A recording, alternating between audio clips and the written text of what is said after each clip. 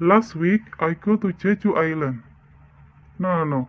Last week I went to Jeju Island.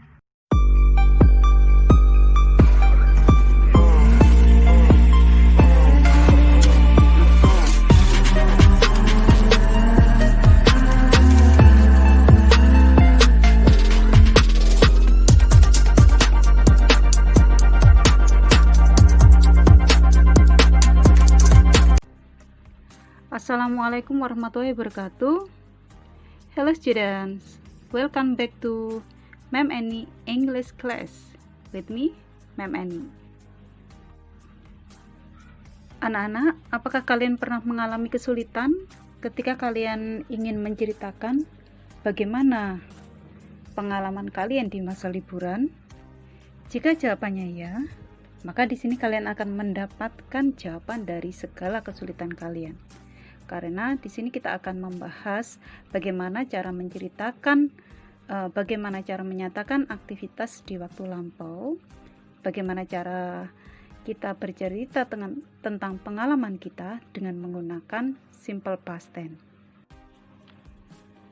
Oke, untuk menyatakan aktivitas atau kegiatan di waktu lampau, kita menggunakan simple past tense. Oke, kita lihat di sini banyak sekali penggunaan simple past tense, tapi saya tulis 3 di sini. Yang paling utama, the first one is to express past activity. Jadi untuk menyatakan aktivitas di waktu lampau. Nah, which is like I went to junior high school when I was 12 years old. Jadi ketika usia 12 tahun saya sekolah di SMP.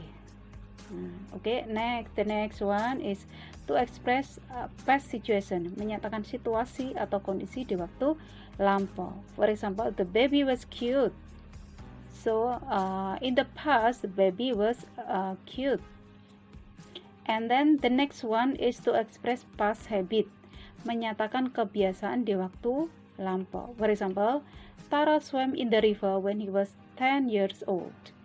Jadi Tara punya kebiasaan berenang di sungai ketika dia berusia 10 tahun. Oke, kita lihat bagaimana pola kalimatnya. Oke, actually kalimat itu ada 2 macam, ada yang kalimat verbal, ada yang non-verbal. Untuk kalimat verbal, nah sekarang kita lihat pola kalimatnya. Untuk kalimat verbal, maka kalimat itu akan diawali dari subjek, kemudian diikuti oleh kata kerja bentuk kedua. Nah, sebagai contoh, Dipta studied at home. Dipta belajar di rumah. Aldi met Aksanta in the library yesterday. We went to Singapore last year. Studied, met, and then went are the example of V2, verb 2. Untuk non-verbal sentence, untuk kalimat yang non-verbal, so di sini tidak ada kata kerja di sini. Polanya ada 3 macam.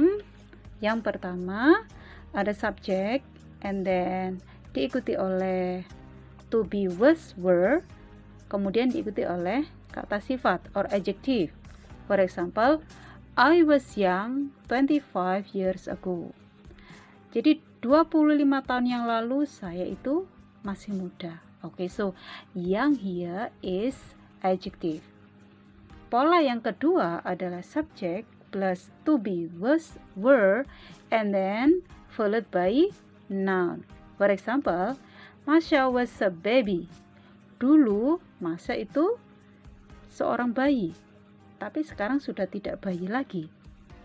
Nah, kemudian pola yang ketiga itu subject, kemudian to be, was, were, and then diikuti oleh adverb, kata keterangan. Dalam konteks ini kita menggunakan adverb of place, kata keterangan tempat. For example, Nadia and Dina were at home. Nadia dan Dina itu kemarin ada di rumah. Sekarang kita lihat bentuk negatif dari simple past tense. Untuk kalimat verbal, kita tambahkan did not sesudah subjek, kemudian diikuti oleh kata kerja bentuk pertama. Sebagai contoh, Kalis called me yesterday.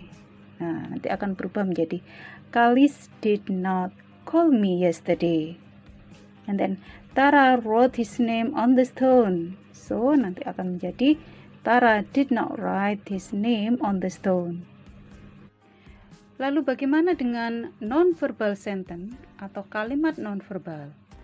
Nah, karena non-verbal sentence tidak mempunyai kata kerja, maka kita hanya cukup menambahkan not sesudah to be, baru kemudian diikuti oleh kata sifat atau adjektif, atau noun atau adverb. For example, Alice and Audi were in Bali last week. Nah, nanti akan berubah menjadi seperti ini. Alice and Audi were not in Bali last week. Contoh yang kedua, Amel was a child 10 years ago. Maka akan menjadi Amel was not a child 10 years ago. Sekarang mari kita lihat bagaimana kita mengubah kalimat itu menjadi kalimat interrogatif. Untuk kalimat verbal, kita menggunakan did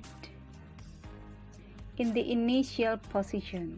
Jadi kita gunakan kata did di awal kalimat, baru kemudian diikuti oleh subjek dan kata kerja bentuk pertama. For example, Raka stayed at home. Kalau kita ubah menjadi interrogatif, maka akan menjadi did Raka stay at home? And then Nayaka went to school alone. Kalau kita ubah akan menjadi seperti ini, did Nayaka go to school alone? Jangan lupa kata kerja yang digunakan adalah kata kerja bentuk pertama, stay and then go. Mengapa harus seperti itu? Karena memang unsur kata kerja bentuk keduanya itu sudah ada pada kata did. Untuk kalimat non-verbal, posisikan to be di awal kalimat, baru kemudian diikuti oleh subjek. Contohnya, Raka was in Tokyo. Nah, nanti akan berubah menjadi was Raka in Tokyo.